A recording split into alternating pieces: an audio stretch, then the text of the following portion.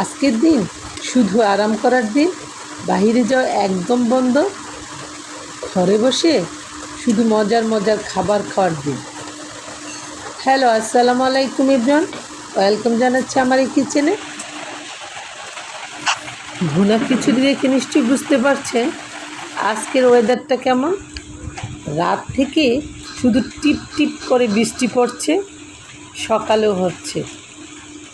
একদম বিছানা ছেড়ে উঠতে ইচ্ছে করেনি, কিন্তু মজার খাবার তো ঠিকই রান্না করে দিতে হবে কিছু না কিছু।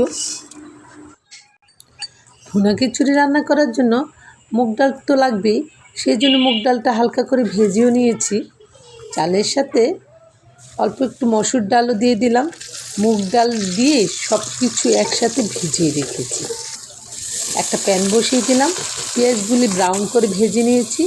ধুয়ে রাখা চাল ডালও ঢেলে তারপর দিয়ে দিলাম অল্প একটু হলুদ, মরিচ, লবণ, ধনিয়া।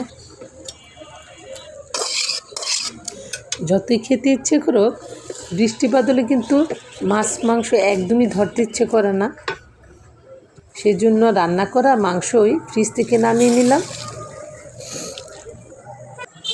ঝামেলা ছাড়া আজকে রান্নাটা আমি সেরে নিচ্ছি।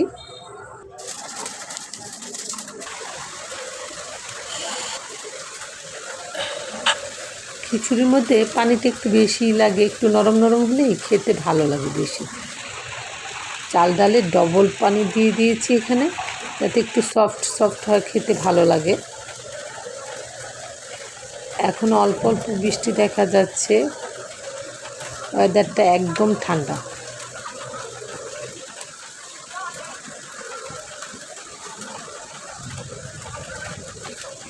খিচুড়িতে মোটামুটি সব উপকরণই দেওয়া হয়ে গেছে। এই যে কাঁচামরিচ দিয়ে দিয়েছি, কাঁচা পেঁয়াজও দিয়ে দিলাম ছিটিয়ে।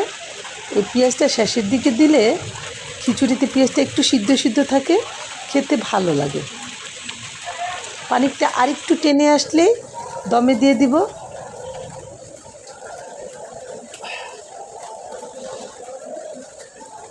খিচুড়ি পানি টেনে এসেছে, এখন আর দেরি করা যাবে না, সাথে সাথে দমে দিয়ে দিতে হবে।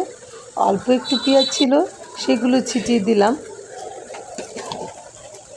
একটা এয়ারটাইট ঢাকনা দিয়ে ঢেকে চুলার আঁচটা কমিয়ে রেখে একদম 25 মিনিটের জন্য দমে রেখে দিতে হবে, যেন বাতাস বের হতে না পারে।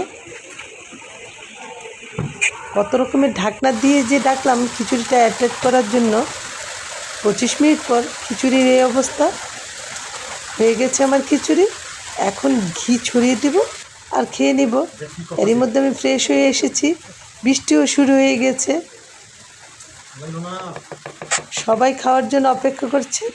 ভালো থাকবেন সবাই।